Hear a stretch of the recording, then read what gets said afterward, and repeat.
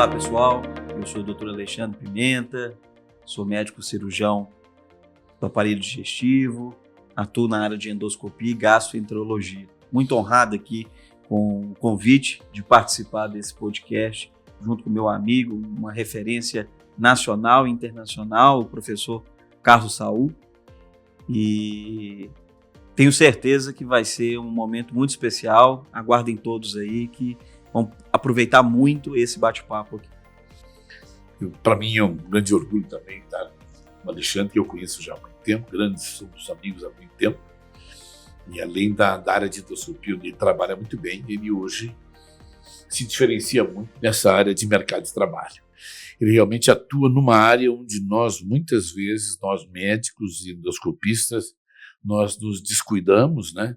E então é muito importante hoje também a participação do Alexandre, não só como endoscopista, mas também como análise de mercado de trabalho e atividade que ele tem, que isso vai orientar muito vocês, né?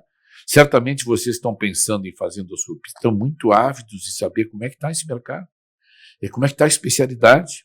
É uma boa opção eu fazer isso? Há necessidade desse especialista no mercado hoje? Como é que está o mercado? O endoscopista se coloca com facilidade? Aonde ele trabalha? Ele vai trabalhar num consultório, numa clínica, num hospital? Como é que está isso tudo, né?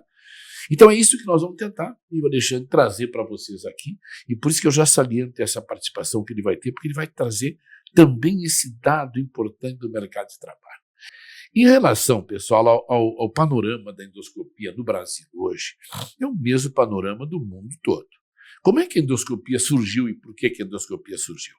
Ela surgiu, a endoscopia, a fibro mesmo, para valer, nos anos 70 ela entra no mercado, porque nós tínhamos até então graves problemas de precisão diagnóstica. Nós tínhamos, ainda temos hoje, doenças e situações do aparelho digestivo que requerem imediato diagnóstico para uma imediata conduta adequada. E também o diagnóstico o mais cedo possível de doenças graves como o câncer, que a nossa grande arma, nossa única arma de cura é chegar cedo. É chegar em tempo de encontrar aquela lesão começando e com a nossa terapêutica a gente curar a doença. Se nós chegamos tarde, nós já não curamos mais. Hoje melhorou muito o tratamento até da doença avançada, mas a cura já nos foge. Então o que motivou realmente o surgimento da endoscopia digestiva e por que foi principalmente no Japão?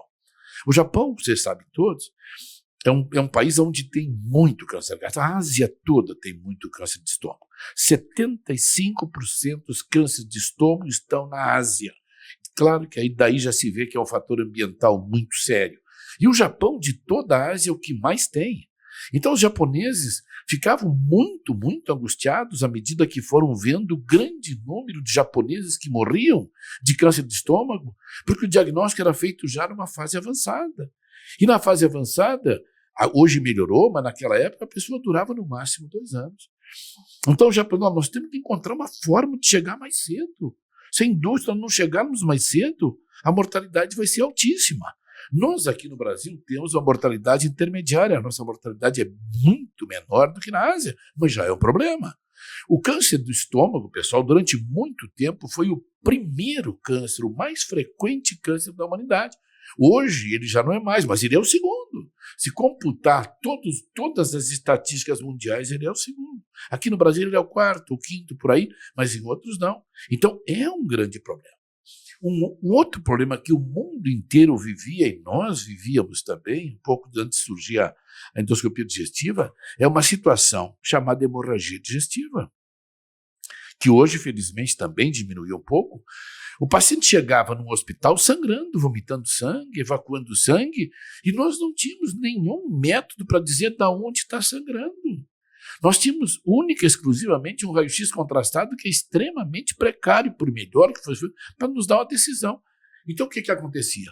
O cirurgião tinha que botar o paciente na mesa e olha, por onde vamos começar? Vamos abrir pelo estômago. Não é o estômago, temos que subir pelo esôfago. Não é o esôfago. Vocês imaginam o drama que era para o cirurgião, o drama que era para o paciente, entrar num hospital numa situação crítica que nós não tínhamos a ideia exata de onde é que está a doença dele. Qual o resultado disso? Em torno de 30% dos pacientes com doença benigna sangrante morriam. Isso é uma coisa inadmissível. Uma pessoa que entra com uma doença benigna complicada não pode morrer 30%. Agora, claro, a cirurgia era aberta. Hoje nós temos a laparoscópica, onde a mortalidade é menor. Mas era isso. Quando surgiu a endoscopia, pessoal, que o paciente entra no hospital sangrando e dali 12 horas o doutor Alexandre diz, olha, é uma úlcera do adenal. O cirurgião, se tiver que operar, o cirurgião já vai lá. A mortalidade cai de 30% para 8%. Vocês olham a diferença que é isso. De 30% para 8%. Então, assim, quando a endoscopia surgiu, o grande ponto da endoscopia primeiro foi a melhora do diagnóstico do câncer de estômago, que era grande patologia. Para vocês terem uma ideia, hoje, no Japão, mais de 50% dos cânceres de estômago são diagnosticados na fase precoce, na fase que o tumor não invadiu. Esse paciente está curado. Infelizmente, no Brasil, a nossa realidade é outra. 5% são diagnosticados em fase precoce.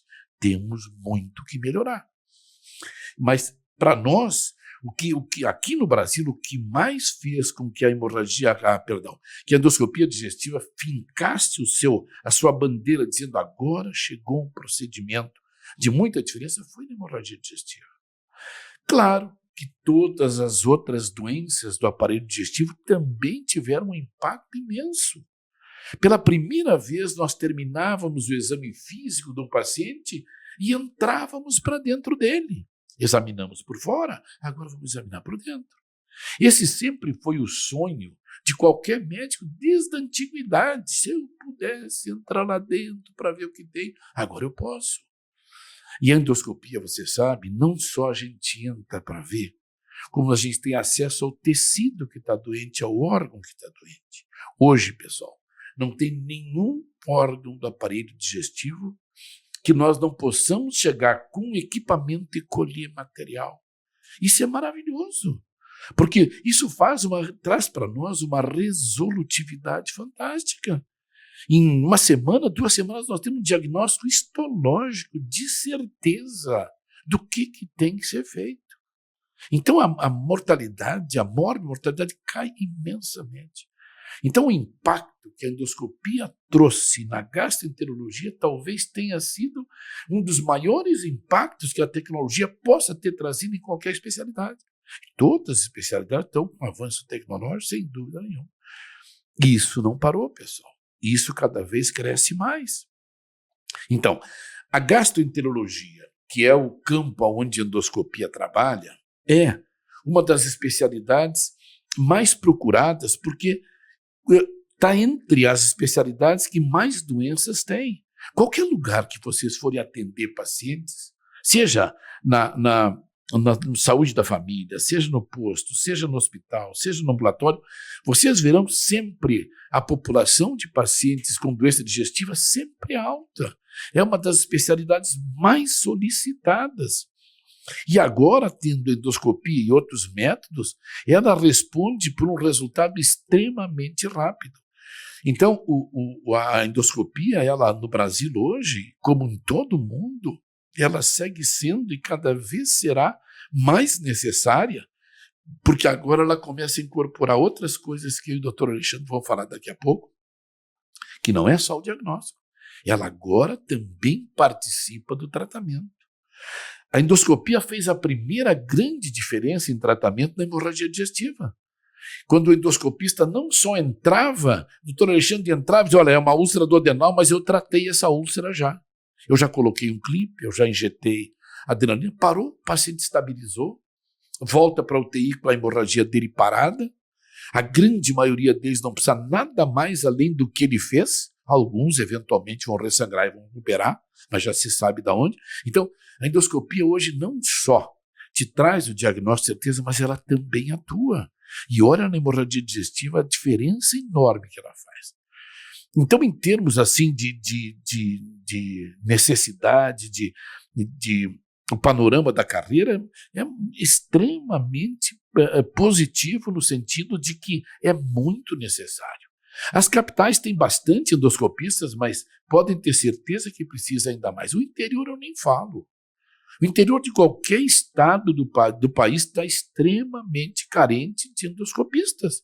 E isto faz uma diferença enorme. Eu lembro, só para ilustrar para vocês, um trabalho que eu apresentei, quando eu fiz o meu mestrado, eu apresentei um slide muito interessante, que eles falavam, era um estudo que foi feito na Carolina, na Carolina do Sul, Estados Unidos, onde eles viram que houveram 3 locais daquele estado que estava morrendo muito paciente com adenocarcinoma do esôfago.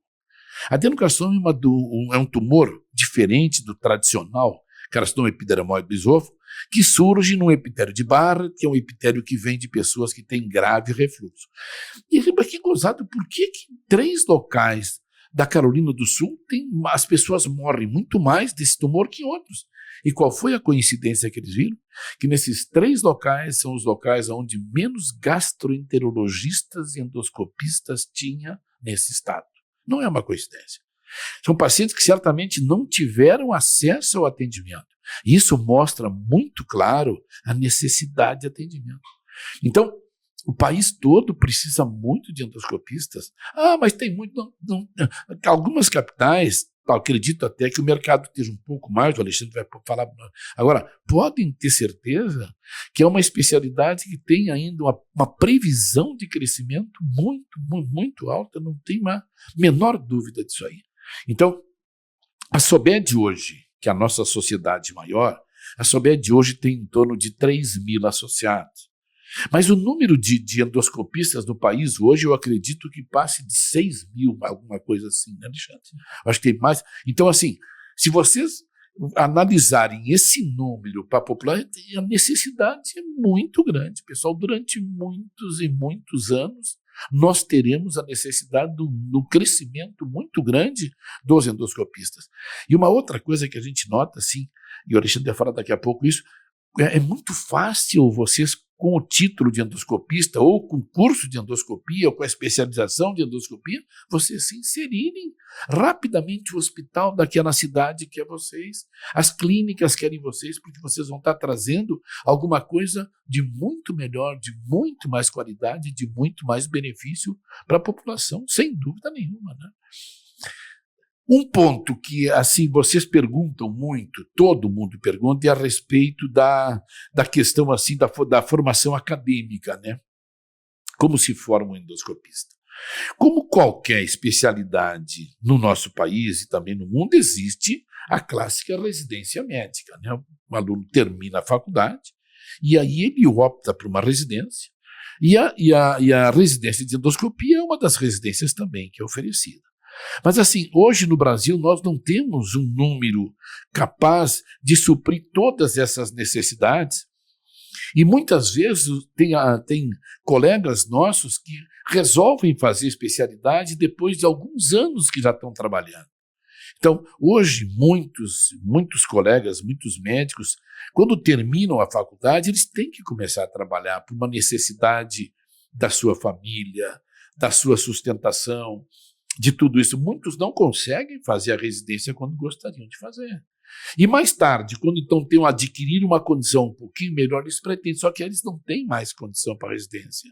Dificilmente eles conseguem suplantar na prova de residência aquele egresso da faculdade que está saindo. E também, para ele, que já tem filhos, família, é complicado. Parar tudo, ficar 3 anos dentro de um hospital, recebendo um valor de uma bolsa de residência extremamente. Então, a saída hoje, a grande saída são cursos. Então, cursos de pós-graduação reconhecidos pelo MEC, cursos de fellow, de acompanhamento, que são cursos sérios, que são cursos com embasamento importante. Quer dizer, todo curso tem um regramento onde o aluno tem que ter um tempo mínimo que vai fazer, ele tem que ter um número mínimo de exames que ele vai fazer com o seu mestre ao seu lado, não online, mas ao seu lado. Tem um conteúdo teórico e de imagem mínimo também que é exigido para que ele faça isso, né? E o acompanhamento. Então, sim, ele pode fazer isso e, de posse desse certificado, ele pode começar a fazer especialidade. Alguns convênios exigem o título da SOBED. O título de especialista da SOBED hoje, para quem não fez residência, há um edital anual que a SOBED emite, onde ela exige, além de ele ter feito o curso, um tempo de treinamento, e muitas vezes até bastante longo que eles pedem, que seria assim o equivalente ao tempo que ele teria dispendido fazendo os exames dentro da residência. Então, infelizmente, as pessoas que não têm a residência e que têm curso vão ter que se submeter a esse tempo de prática, que também, por outro lado, é bom, vai te dar mais experiência para daí, então, fazer a prova da SOBED e obter o título de especialista. Mas, assim, não tendo o título da SOBED, não quer dizer que vocês não possam fazer. Vocês podem fazer, sim, estarão habilitados para isso. Vocês podem colocar o título de pós-graduados em gastroenterologia ou pós-graduados em endoscopia digestiva, e são coisas absolutamente legais. Vocês não estão infringindo nada. Agora, claro, a SOBED, como qualquer sociedade especial, estimula que o aluno faça a residência, né? E nós estimulamos que o aluno faça não só o curso conosco, mas também outros cursos, e que fique se qualificando o mais possível para poder fazer da melhor forma possível. Então, nesse momento, é isso que está acontecendo. Assim, o aluno tem que olhar sempre o edital anual da sociedade, né? Mas, assim, podem ter certeza que dentro dos cursos que nós estamos oferecendo, nós observamos essas exigências. Qual é o número mínimo de exames que o aluno tem que fazer com o seu mestre ao lado, que dê para ele uma segurança de fazer bem o método, segurança para ele, segurança para o paciente, segurança para o hospital, e uma muito boa acuidade diagnóstica que ele vai aprimorando à medida que a carreira vai avançando, né? Eu acho que essas são as considerações assim iniciais que eu gostaria de fazer em relação a isso, né? Mas, assim, dizer a vocês que sim, o panorama da especialidade está totalmente aberto. É uma especialidade que precisa muita gente no país inteiro, podem ter certeza. E daqui a pouco nós vamos falar, eu e o Alexandre, a respeito de crescimento da terapêutica. Vocês vão ver ainda como cada vez mais a necessidade aumenta. Excelente, doutor Carlos Saul. Assim, conseguiu navegar em toda a história aí do Brasil da endoscopia digestiva, né? Falou do nosso órgão supremo maior de educação, que é o MEC, que é ele que legisla a respeito de pós-graduação, de residência, essa parte toda. Então, a gente confia muito neste órgão, né? E é muito importante que o aluno se atente a esses critérios, né, de validação do corpo técnico, do tempo de prática que os cursos oferecem. Hoje muitos colocam todos no mesmo balaio, e a gente sabe que tem grandes diferenças, principalmente nessa questão da prática, que é a endoscopia digestiva é um procedimento prático e que necessita, né, de uma carga horária, de uma curva de aprendizado. Então nós já temos aí nosso curso há quase 10 anos, formando excelentes endoscopistas, alguns deles já titulados pela SOBED, que procurou, que sentiu a necessidade. A gente sempre estimula, sim, que eles corram atrás da sua titulação para ter mais um requisito aí de qualidade como especialista, né? O mercado de trabalho, como você disse, eu fiz os 6 anos de medicina e fiz 6 anos de residência, especialização, passei aqui em São Paulo pela USP, sempre me especializando. Mas, como na vida a gente, às vezes, é empurrado por algumas situações, por necessidade, ou mesmo por sempre se faz o que quer. Exatamente. Vocação, eu acabei também, né, fazendo toda a formação na parte de gestão em saúde, da parte de liderança, de coordenação, como você disse. Hoje eu ocupo algumas cadeiras nacionais que me permite falar, assim, um pouco do mercado de trabalho, da endoscopia, como, de uma forma geral, do mercado de saúde médica, né? Então, hoje eu sou responsável técnico da maior rede de clínicas do Brasil, que é a Amor Saúde, onde a gente tem mais de 30 mil colegas em atuação. Então, a gente faz em torno de 1.800.000 consultas. Então, quando você me fala sobre a oportunidade, Eu tenho clínicas no interior do Pará, né, do Mato Grosso, de todos esses locais, onde que a gente tem bastante dificuldade. Então, tem alunos que foram extremamente homenageados, que saíram daqui e montaram serviços em cidades onde que o pessoal precisava aí de 72 horas, pegar barco, até avião para poder conseguir fazer uma endoscopia diagnóstica. Então, isso nos traz muita alegria. Eu tenho uma missão na minha vida de acessibilidade e eu poder formar uma pessoa boa, com segurança, ele sair daqui e montar o seu serviço e dar acesso a pessoas tão carentes, que eu acho que isso fica muito esquecido, que é muito fácil. Quem está em Brasília, quem está aqui em São Paulo, né, às vezes desejar a melhor formação para todos, sendo que a gente não tem esse espaço para todo mundo e principalmente para os pacientes, né, que a grande maioria está no interior e necessita desse tipo de acolhimento. Então a gente tem muito espaço, mas muito. Então eu tenho alunos que estão no interior de Alagoas, você sabe das minhas raízes, eu sei que você passou pela querida Piranhas, né? Muito bacana, no sertão. Então hoje eu tenho uma ex-aluna, que foi aluna sua também no curso de gastronomia, Emanuele, que foi a nossa primeira aluna na endoscopia. Eu já tenho 8 anos que ela atua, né, como referência única de quase 6 cidades lá do sertão de Alagoas. Então, muito diagnóstico precoce, muito tratamento. Ela vivia antes de plantões extenuantes, isso deu oportunidade dela melhorar a qualidade de vida dela, formar a família, dar assistência aos filhos. E a gente sabe que a endoscopia tem uma rotina mais intensa pela manhã, né, onde que os pacientes optam pelo jejum noturno e poder realizar esse exame. Na parte da tarde é um pouco mais difícil de se ter uma agenda. Então, mesmo trabalhando menos, ela conseguiu melhorar a qualidade de vida, melhorar a remuneração e principalmente fazer, como você disse, diagnósticos precoces, bem feito, terapêuticas precoces, salvando vidas de fato e mudando desfechos na parte do aparelho digestivo. Então, a pós-graduação ela valida isso pelo órgão supremo, que é o MEC, e dá um certificado onde que permite o nosso egresso trabalhar. Todos os nossos alunos em 10 anos de curso, eu não conheço nenhum que não esteja atuando na área, com segurança, ajudando as pessoas, fazendo a diferença na vida das pessoas. Então é uma grande oportunidade que a gente oferta hoje, montando centros de formações de excelência e que muda de fato a vida das pessoas, tanto os pacientes que passam a ter acesso a essa tecnologia, essa inovação, quanto aos nossos médicos que conseguem retornar, né, ao seu berço e realizar essas terapêuticas e propedêuticas da parte digestiva, mudando também a sua rotina de vida, a sua assistência àquela população. E dessa maneira a gente consegue encerrar esse primeiro bloco, né, Carlos, falando um pouquinho aí do mercado, um pouquinho da formação. Só uma pequena coisa aqui, deixando que eu esqueci de falar, né? Que é uma coisa que, seguido o pessoal os alunos perguntam, os médicos perguntam, o pessoal do marketing também nos pergunta, quem é que pode fazer o curso de pós-graduação em endoscopia? Em princípio, pessoal, qualquer médico, tendo CRM registrado, pode fazer qualquer curso. Isso é uma coisa liberada para qualquer um. Se ele vai fazer bem, se ele vai ter sucesso, bom, isso é uma outra coisa. Em princípio, pode fazer.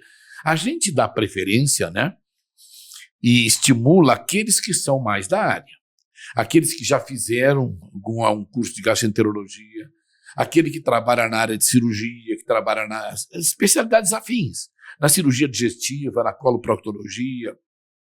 Mas, por exemplo, pediatras, nós estamos vendo migração de muitos pediatras para a endoscopia pelo aumento da endoscopia pediátrica. Nós agora estamos recebendo solicitações de colonoscopia pediátrica. Pediatras que fazem endoscopia começar a fazer colonoscopia porque também está se vendo a necessidade. Então, em princípio, a gente estimula mais aquelas pessoas que são mais da área, e realmente é importante, como também a gente faz o inverso. Muitos alunos nossos do curso de endoscopia, nós estimulamos que eles façam também gastro, ou pós-graduação em gastro, para ter uma complementariedade, para entender bem fisiopatologia, eles até vão trabalhar muito melhor na endoscopia tendo esse conhecimento. Uma outra coisa que nós estamos observando, né, Alexandre, é a procura muito grande da endoscopia pelos cirurgiões. Cada vez mais os cirurgiões estão procurando para fazer endoscopia, porque além da especialidade ser afim, eles também estão vendo que grande parte das cirurgias digestivas estão migrando por via endoscópica, né? Como a gente daqui a pouco vai comentar aqui a respeito de obesidade e outras coisas aqui. Então, a gente também está vendo isso. Então, claro, a preferência se dá mais para quem é da área. Em geral, quem procura é da área, já está estimulado com aquilo. Mas, em princípio, qualquer médico pode buscar o pós-graduação e a gente vai, dentro do pós-graduação, tentar estimulá-lo para a maior complementaridade possível, né? Não, com certeza. Em relação a essas dúvidas, tem uma dúvida também que eu gostaria de explanar, que é sobre o requisito de qualidade especialista, o RQE. Há-se uma confusão muito grande que há necessidade para atuar e diverge, às vezes até de interpretação do próprio CFM, CRM, alguns órgãos jurídicos e principalmente os leigos, que acredita que o médico para atuar ele necessita. O RQE ele é basicamente para poder explanar, para publicizar aquela área de atuação. Então o médico, a gente sabe pelo nosso código de ética, ele é habilitado a realizar qualquer procedimento médico, nos pacientes. É claro que ele vai se inferir em negligência, imprudência, imperícia, caso ele cometa, mas ele tem respaldo legal para poder atuar.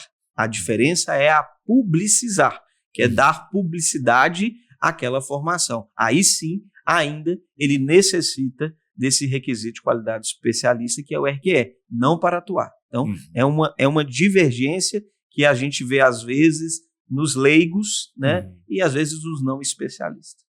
Em alguns estados também a gente observa o seguinte: o médico está exatamente como o Alexandre falou, que está absolutamente legalmente habilitado para atuar sem nenhum problema, tendo feito o curso de pós-graduação e estudo. Às vezes, em alguns estados, é exigido o RQE para o responsável técnico para o serviço de endoscopia. E não são em todos os estados, em alguns são isso. Tem alguns estados onde o responsável técnico de um serviço de endoscopia não necessariamente é um endoscopista, pode ser um cirurgião digestivo, pode ser um gastroenterologista, em alguns estados tem isso. Então, isso é diferente, exatamente esse enfoque que o Alexandre está colocando do RQE, é diferente da exigência pro endoscopista. Não, isso não tem, ele está absolutamente habilitado a atuar. Agora, na divulgação como especialista, sim, se ele quer se divulgar como especialista, sem dúvida nenhuma ele tem que ter o RQE, e o RQE é obtido através do título de especialista, né?